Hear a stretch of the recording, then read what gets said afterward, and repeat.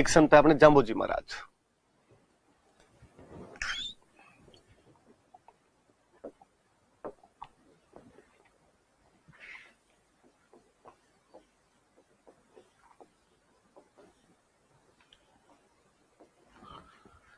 मैं यदि जीवन परिचय दूं, थोड़ी नॉर्मल बातें बताऊं जहां से क्वेश्चन भी पूछे जाते हैं, तो मैं कहूं कि इनका जो जन्म था वो नागौर में एक गांव पड़ता है पिंपासर, वहां पर हुआ था। बर्थ पैलेस जो है वो पिंपासर नागौर है, जहां पर एक पंवार राजपूत परिवार में इनका जन्म हुआ था।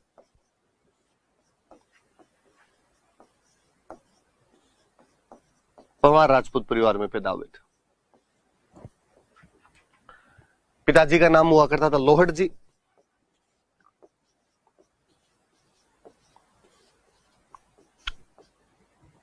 माता का नाम था हंसाबाई,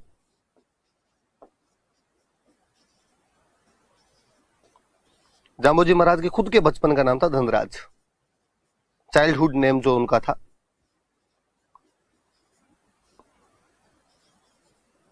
वो था धनराज। जाम्बोजी निर्गुण भक्ति का उपदेश दिया करते थे। बीकानेर में एक जगह पड़ती है समराथल। इस समराथल नाम की जगह पर अपने अनुयायियों को 29 उपदेश दिए थे। 20 और 9, इसलिए हम कहते हैं इनके अनुयायियों को बिश्नोई कहा जाता है।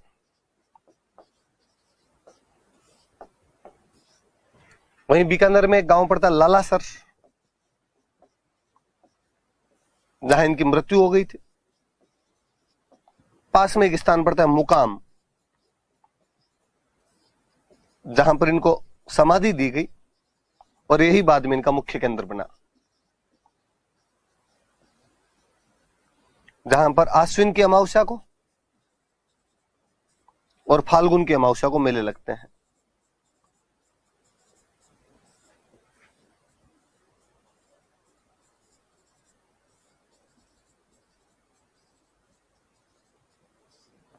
फाल्गुन अमावस्या को मेले लगते हैं। कुछ नॉर्मल जानकारी हमने पढ़ी कि जाम्बोजी महाराज का जन्म पिंपासर नागौर के गांव में पंवार राजपूत परिवार में हुआ। पिताजी का नाम लोहड़ जी था और मम्मी का नाम हंसाबाई था। याद रखें, मुझे याद है पिछले से पिछले साल किसी एग्जाम में क्वेश्चन था कि लोहड़ जी तथा हंसाबाई कौन से संत के माता पिता का नाम था, तो जाम्बोजी महाराज के। इनके खुद के बचपन का नाम धनराज हुआ करता था। बीकानेर में समराथल नाम की एक जगह है, मिट्टी का एक टीला है, जहां पर अपने अनुयायियों को 20 और 9 अर्थात 29 उपदेश दिए थे। 20 और 9 उपदेश के सुनने की वजह से इनके अनुयायी जो है वो बिश्नोई कहलाए। बीकानेर के लालासर नाम के गांव में इनकी मृत्यु हुई थी। वहीं पास में मुकाम नाम की एक जगह पर, मुकाम का मतलब वैसे जगह ही होता है, स्थान ही होता है, वहां पर इनको समाधि दी गई थी, जो बाद में इनका मुख्य केंद्र बना, जहां पर इनका मुख्य मंदिर बना हुआ है जाम्बोजी महाराज का। आश्विन अमावस्या और फाल्गुन अमावस्या को वहां पर बड़े मेले लगते हैं मुकाम के अंदर। कुछ बातें और पढ़ते हैं। एक तो जाम्बोजी महाराज को विष्णु का अवतार मानते हैं कि विष्णु के अवतार थे। एक हम इनको वैज्ञानिक संत कहते हैं। अभी हम पढ़ेंगे कैसे क्या, अपने तो इतनी बात याद रखे थोड़ी कि इनको वैज्ञानिक संत कहा जाता है। दो चीजें, भगवान विष्णु का अवतार माना जाता है और इनको वैज्ञानिक संत, साइंटिफिक सेंट कहा जाता है। इनकारनेशन ऑफ लॉर्ड विष्णु और साइंटिफिक सेंट कहा जाता है, वैज्ञानिक संत कहा जाता है। कहते जब जाम्बोजी महाराज यहां पर थे तब दिल्ली में सुल्तान हुआ करता था सिकंदर लोदी, और सिकंदर लोदी इनके चमत्कारों से प्रभावित था, वो इनको मानता था। बीकानेर में अकाल पड़ गया था, हर साल अकाल पड़ते थे इस क्षेत्र के अंदर। पग पुगड़ धड़ कोटड़ोन, उदरज बीकानेर, भूलो चुको जोधपुर ठाओ जैसलमेर वाली बात है। अपने यहाँ अकाल नहीं पड़ते तो किसके अकाल पड़ते? अकाल में सबसे भयंकर समस्या होती है कि मनुष्य खुद तो जैसे तैसे करके जीवन यापन कर लिया करता, पशु मरने लग जाते। कहते जाम्बोजी महाराज ने सिकंदर लोदी के पास मैसेज करवाया कि सुल्तान पशु मर रहे हैं। सुल्तान ने जाम्बोजी के मैसेज के साथ ही वहां से गाड़ियां भर भर के चारा भेज दिया था। तो जाम्बोजी के कहने पर दिल्ली के कौन से सुल्तान ने बीकानेर क्षेत्र में अकाल के समय पशुओं के लिए कैटल फीड या चारा भेज दिया था, तो सुल्तान कौन है? सिकंदर लोदी। सारी बात याद रखना। अकाल के टाइम चारे की व्यवस्था की, कैटल फीड अरेंज करवाया उसने। कहां पर? तो जिस क्षेत्र में रहते थे वही मंगवाएंगे, बीकानेर क्षेत्र। अब दिल्ली का सुल्तान ही जब मान रहा है तो पास वाले तो मानेंगे अपने आप में। उन दिनों में जोधपुर में राजा हुआ करते थे जोधा,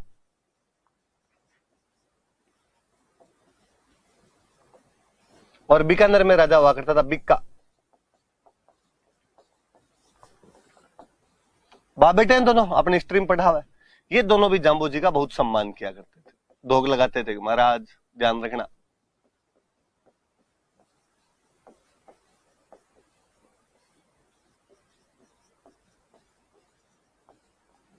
जाम्बू जी महाराज जहां अपने उपदेश दिया करते थे, वो जो उपदेश स्थल हुआ करते थे, उनको बोलते थे संथरिया।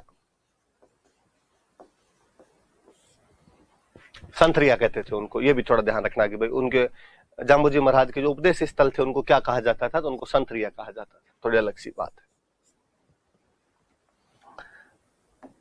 मंदिर कहां कहां बने हुए? मुकाम में तो है बीकानेर में, एक बीकानेर में और जगह पड़ती है जांगलू, दो जोधपुर के अंदर जगह, एक है रामड़ावास और एक जांबा। नीचे वाली दोनों जगह जोधपुर, ऊपर वाली दोनों जगह बीकानेर। यहां पर जाम्बू जी महाराज के जो मुख्य मुख्य से मंदिर है वो इन क्षेत्रों के अंदर बने हुए। शिक्षाएं पढ़ लेते हैं हम जाम्बू जी महाराज की। क्या क्या टीचिंग्स दे के गए थे, क्या बातें बता के गए थे। नॉर्मली निर्गुण भक्ति वाली वो बातें तो बताई थी, पर मैंने शुरू में एक लिखा कि वैज्ञानिक संत थे, तो बंदे ने यार उस टाइम कहा कि हरे पेड़ पौधे नहीं काटे जाने चाहिए। जब दुनिया ग्लोबल वार्मिंग का गए नहीं जानती थी, एक बंदा कितनी साइंटिफिक बात कर रहा था। ग्रीन ट्रीज जो भी है, हरे पेड़ पौधे जो भी है, वो नहीं काटे जाने चाहिए, नहीं काटे जाने चाहिए।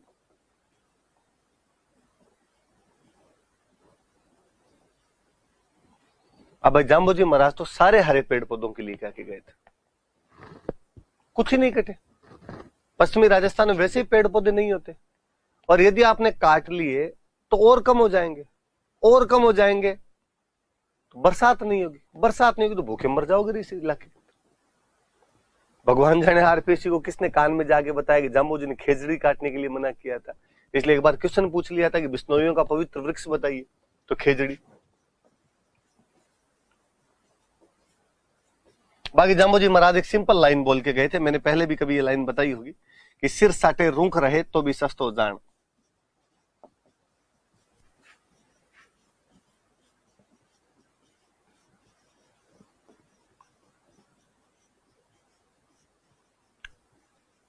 सिर साटे रूख रहे तो भी सस्तो जान। यदि एक सिर के बदले में एक पेड़ बच जाता है, साटा मतलब बदले में, रूख मतलब पेड़, सिर के बदले में एक पेड़ बच जाता है, तो भी सौदा महंगा नहीं है, सस्ता है। और मैं कहता हूं कि पेड़ बचाने के लिए एक सर नहीं कटा था। उस भाद्रपद शुक्ल 10वीं विक्रमी संवत 1787 के दिन अमृता देवी बिश्नोई के नेतृत्व में उस खेजड़दी नामक गांव में 363 लोग उन पेड़ों को बचाने के लिए शहीद हो गए थे। जाम्बू जी महाराज की एक सिंपल सी लाइन को चरितार्थ करने के लिए उनके अनुयायियों ने विश्व का ना भूतो ना भविष्यति वाला वो बलिदान दिया था। सिंपल सी लाइन की सिर साटे रूख रहे तो भी सस्तो जान। एक लाइन और बोल के गए कि जीव हिंसा नहीं करनी चाहिए, एनिमल किलिंग नहीं होनी चाहिए भाई।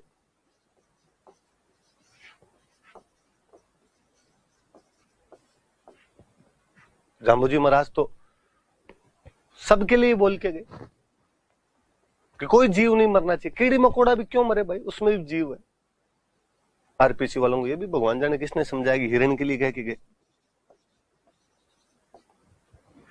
मुझे लगता है ये वाली शिक्षा सलमान खान को ढंग से याद हो गई।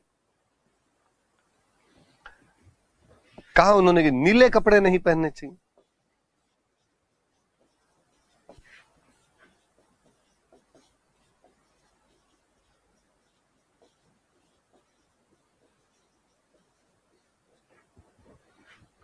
ब्लू क्लॉथ्स हो वो नहीं पहने जाने चाहिए, नीले कपड़े नहीं पहने जाने चाहिए। नॉर्मल सा गाढ़ा रंग है, पश्चिमी राजस्थान में धूप ज्यादा होती है, सूर्य की किरणों को अधिक अवशोषित करेगा, गर्मी ज्यादा लगेगी, साइंटिफिक सा रीजन है, इसलिए वो साइंटिफिक सेंट है। नीले रंग को वैसे भी सनातन संस्कृति में एंटी एनर्जी कलर माना जाता था कि नीला रंग जो होता है वो आपकी शक्तियां खींच लेता है, उर्वर क्षमता समाप्त करता है नीला रंग। इसलिए नील की खेती भी यदि जमीन में की जाती थी तो उस जमीन की फर्टिलिटी पूरी तरीके से गायब हो जाया करती थी।